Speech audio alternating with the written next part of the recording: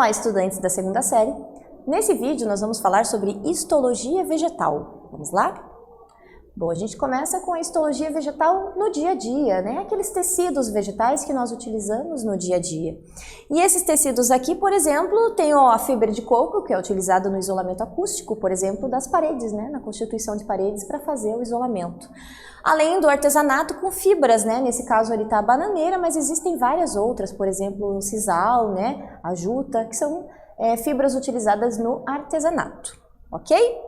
Bom, da onde que vêm essas fibras, né? O que é a histologia? Então, a histologia vegetal, ela estuda a formação e a constituição dos tecidos das plantas. Que tecidos são esses, né? Por exemplo, meristemas que fazem o crescimento, parênquima, colênquima, esclerênquima que fazem preenchimento, sustentação, a reserva, floema e xilema que fazem a condução da seiva e epiderme e periderme que fazem o revestimento das plantas. Vamos falar um pouquinho de cada um, ok? Bom, os meristemas, como eu falei, são aqueles responsáveis pelo crescimento das plantas, certo? Crescimento no tamanho, crescimento de espessura, tá? Ele é constituído por células que têm capacidade de se transformar em qualquer tipo de tecido, que são as pluripotentes. São indiferenciadas, né? Possuem parede celular mais delgada, um núcleo mais volumoso e elas têm uma alta capacidade de se multiplicar, obviamente, para poder crescer, ok? Esse crescimento, né, ele pode acontecer de maneira apical, que é para cima, certo? Ou para baixo, ou o meristema secundário, que é aquele crescimento por espessura, certo? Esses tecidos aqui são presentes principalmente em gimnospermas e angiospermas, que são árvores grandes, né? Plantas muito grandes, tá? E aqui nós temos, por exemplo, os exemplos ali do felogênio e do câmbio, que constituem também, né, a parte do caule das árvores, ok?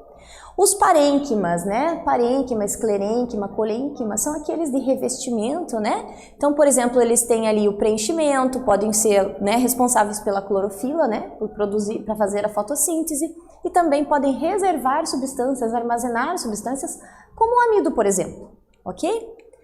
O colênquima também é um tecido vivo, né? E que é responsável por dar flexibilidade para as plantas. Por exemplo, as gavinhas que nós temos na planta do chuchu, que é responsável por prender essa planta na cerca, ok? Ou em outras árvores. Também reforço de celulose, né, nos ângulos das células, tá? O esclerênquima já é um tecido morto, certo? Que faz a sustentação e a proteção. Por ser um tecido morto, existem tipos celulares bem diferenciados, que é o que a gente chama de esclerídeos, tá? Além das fibras esclerênquimáticas, né, que são responsáveis ali por dar essa sustentação e essa proteção para a planta. O xilema e floema são tecidos de condução, então eles vão conduzir tanto a seiva bruta, que é a água, sais minerais que a planta absorve através das raízes, e o floema, que é aquela seiva elaborada, que é justamente produzida através da fotossíntese nas folhas e passa pela planta toda, ok? Então, xilema e floema. E epiderme e periderme, que também são tecidos vivos, e eles vão ser, né, fazer parte do revestimento mais externo das plantas, né? Por exemplo, a epiderme ali nas raízes, a periderme ali que é formado, né, pelo feloderme, suberfelogênio, que vão ajudar a constituir, por exemplo, o tronco das árvores, ok? Bom, nesse vídeo então nós falamos sobre histologia vegetal, eu espero que vocês tenham gostado e até breve.